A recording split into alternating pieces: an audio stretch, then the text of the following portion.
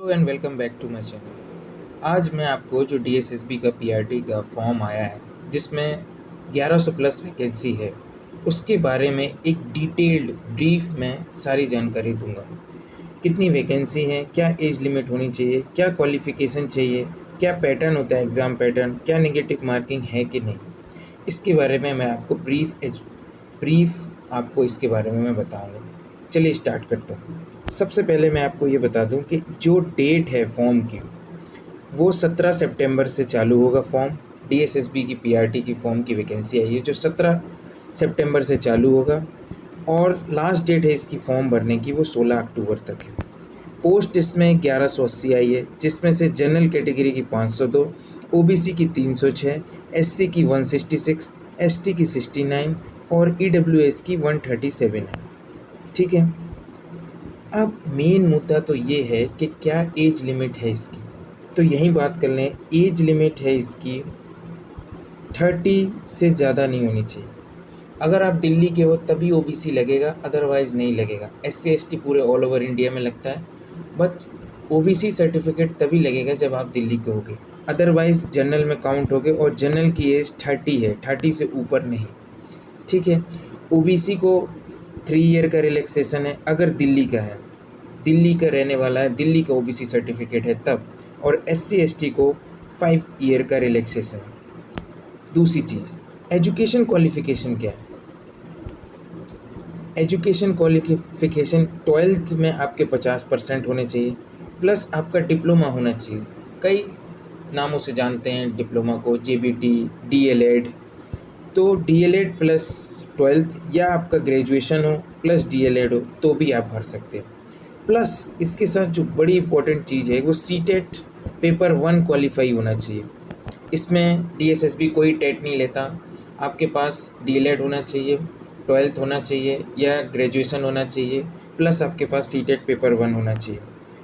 TET मान्य नहीं होता है डीएलएड में इसलिए। और क्या बीएड वाले अलाउड हैं? बीएड वाले अलाउड नहीं है इस एग्ज़ाम में after the order of supreme court. Exam का पैटर्न कैसे होता है?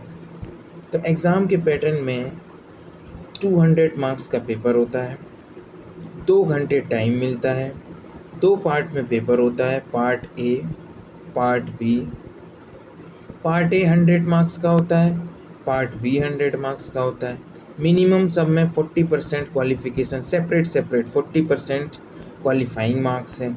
फिर जब पार्ट ए है तो पार्ट ए में क्या आता है?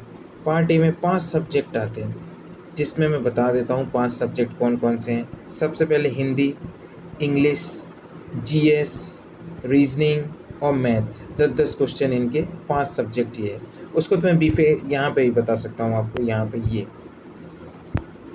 जैसे इसमें दिया है ये देखिए, ये है, ये 5 हैं सब्जेक्ट और 20-20 क्वेश्चन आते हैं सबसे। कितने? 20-20 क्वेश्चन आते हैं सबसे। 20 क्वेश्चन 20 मार्क्स, मतलब एक क्वेश्चन 1 मार्क्स। 20 क्वेश्चन जीएस से, 20 क्वेश्चन रीजनिंग से, 20 क्वेश्चन मैथ्स से, 20 क्वेश्चन इंग्लिश से, 20 क्वेश्चन हिंदी से। ये हो गए पार्ट ए के 100 क्वेश्चन। और पार्ट बी के 100 क्वेश्चन आते हैं जिसके लिए कोई सिलेबस नहीं होता है। कुछ सिलेबस है वो आपको पीवाईक्यू से छाँट छाँट के आपको डिकोड करके उन्हीं को पढ़ना पड़ेगा। वैसे एज सच सिलेबस कुछ गिवन नहीं है इसका।